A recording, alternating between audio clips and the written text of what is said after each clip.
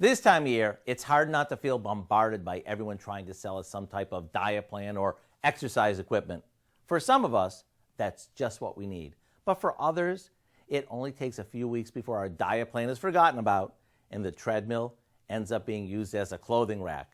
Instead, I like to get on track by weaving a few healthy and tasty recipes into my weekly routine. Like this one. We start by beating some egg whites until they're stiff. To that, we fold in some cooked crumbled turkey sausage, scallions, and diced pimentos. Now we spoon this onto a lined baking sheet.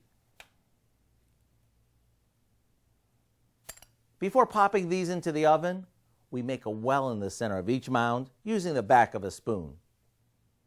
After these get baked for a few minutes, we take them out, place an egg yolk in the well, and back into the oven they go. Once the yolk sets up, they're ready to serve. Yup, big, fluffy, and packed with flavor. Serve each one with some fresh fruit and whole wheat toast, and breakfast is ready. The recipe for what we call our loaded egg clouds is waiting for you on our website.